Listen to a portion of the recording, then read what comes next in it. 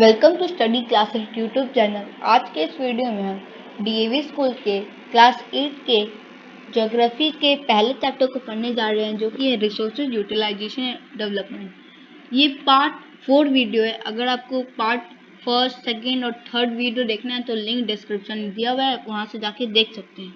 तो चलिए हम सस्टेनेबल डेवलपमेंट और कंजर्वेशन से स्टार्ट करते हैं। Sustainable development means development that take place without damaging the environment. It meets the needs of the present without compromising the needs of future generations. Therefore, resources should be utilized judiciously so that after fulfilling our present requirements, they are also conserved for the future generation. Most of our resources are limited in the supply. Overuse of many valuable resources has led to their degradation or deterioration in quality, for example, soil, land, water resource. Therefore, it is essential that we use all renewable resources judicially, minimize the depletion of natural resource, conserve the varied species।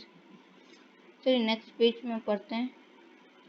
तो हमने पहले page में पढ़ा कि sustainable development क्या होता है। Sustainable development वो होता है कि कोई भी रिसोर्स को यूज़ करना, लेकिन ऐसे यूज़ करना ताकि वो पूरा ख़त्म ना हो और इन्वायरमेंट को बिना कुछ नुकसान पहुंचाए उस रिसोर्स को यूज़ करना, और फ्यूचर जनरेशन के लिए वो रिसोर्स को बचा के रखना। और हम लोग के कुछ वो भी है, स्टेप्स भी है जो एसेंशियल है ताकि हम रिसोर्सेज को अच्छे से यूज़ कर पाएँ और रिसोर्सेज जो है वो फ्यूचर जनरेशन के लिए बचे रहें। तो वो पॉइंट्स है, use all renewable resource judicially. हमें ऑल रिन्यूएबल रिसोर्स को जुडिशियली यूज़ करना चाहिए। फिर हमें नेचुरल रिसोर्स के डिप्लेशन से बचाना चाहिए। फिर हमें वेरीड स्पीशीज को कंजर्व करना चाहिए। चलिए नेक्स्ट पेज हम लोग पढ़ते हैं। The use of resource varies from one country to another due to technology skill, human resource and developed countries like United Kingdom and USA make optimum use of resources as compared to the developing countries like India. Distribution of resources across the world is highly uneven. Rapid population growth has resulted in overutilization of natural resources. This has led to drastic depletion and degradation of natural resources. तो हमने इधर देखा कि जो developed countries होती हैं उन्हें ज़्यादा रिसोर्स चाहिए होता है। जैसे यूनाइटेड किंगडम, यूएसए, वो डेवलप्ड कंट्री है तो उन्हें ज़्यादा रिसोर्स का यूज़ करना पड़ता है। इंडिया एक डेवलप्ड कंट्री नहीं है, डेवलपिंग कंट्री है, इसलिए इसे थोड़ा रिसोर्स का कम यूज़ करना होता है। और रिसोर्स हर जगह हर कंट्री में एक जैसे नहीं है, अनइवन है, कहीं ज़्यादा है तो कहीं कम है। और रैपिड पॉपुलेशन मतलब ज़्यादा पॉपुलेशन के कारण जो रिसोर्स है कम दिन पर दिन कम होते जा रहे हैं।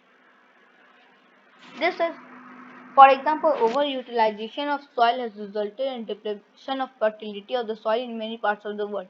Thus, there is an urgent need to maintain a balance between population, resource planning, and conservation. Resources should be used judiciously, otherwise mankind had to face dire consequences.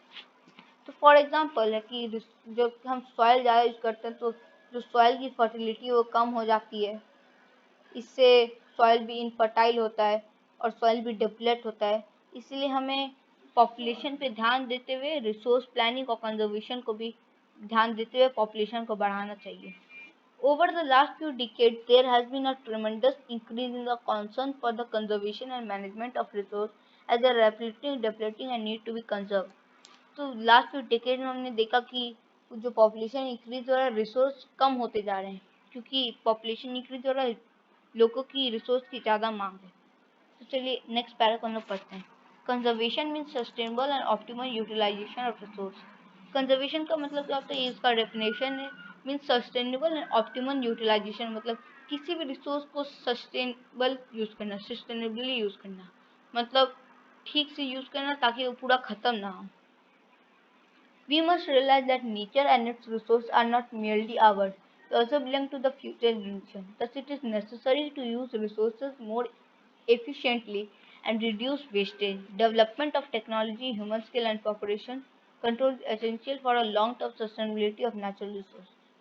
तो हमें हर रिसोर्स को कंजर्व करना चाहिए और सब रिसोर्स हमारे भी नहीं है, फ्यूचर जनरेशन के भी सब रिसोर्स हैं, इसलिए हमें सब रिसोर्स को बचा कर रखना चाहिए ताकि फ्यूचर जनरेशन भी उसे यूज़ किए और हम लोग उसके वेस्टेज हमें रिड्यूस करना चाहिए।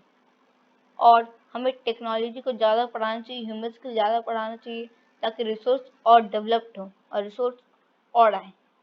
We have to create sustainable community for the sustenance of life on the planet, else the ecological balance will be disturbed. Our Earth is only habitable planet, so spread awareness for saving Earth from further deterioration. Follow 5 R's, that is reduce, reuse, recycle, refuse, and rethink. Use the resources according to the need and not according to the greed. Care for future, it will care for you. तो इसके साथ हमारा आज का chapter खत्म होता है। चलिए हम इस पहले पैरा को समझ लेते हैं। तो सस्टेनेबल मतलब हमें कोई भी रिसोर्स को हमें सस्टेनेबली यूज करना चाहिए। अगर हम रिसोर्स को ऐसे वेस्ट करेंगे तो इकोलॉजिकल बैलेंस वो डिस्टर्ब हो जाएगा और अर्थ ही ऐसा प्लैनेट है जिसपे लाइफ पॉसिबल है। तो अगर हम रिसोर्स को ख़त्म कर देंगे तो हम भी बचेंगे नहीं। और हमें 5 R's को फॉलो करना चाहिए, जो कि है reduce, reuse, recycle, refuse and think. Last में कोट दिया हुआ है, care for the future, it will care for you. मतलब अगर हम लोग फ्यूचर के बारे में केयर करेंगे, अगर हम फ्यूचर को अच्छे से डिस्टर्ब नहीं करेंगे इकोलॉजिकल बैलेंस, तो फ्यूचर भी हमारे लिए केयर करेंगे। मतलब फ्यूचर भी डिस्टर्ब नहीं होगी और जो ये सब नेचुरल एजेंट्स ये सब जो स्ट्रॉन्ग वॉर्म आते हैं ये सब होता है वो कम होगा थोड़ा। इसी के साथ हमारा ये चैप्टर रिसोर्स यूटिलाइजेशन और डेवलपमेंट खत्म हुआ। हम नेक्स्ट वीडियो में मिलेंगे अगली चैप्टर के साथ। तब तक के लिए बाय।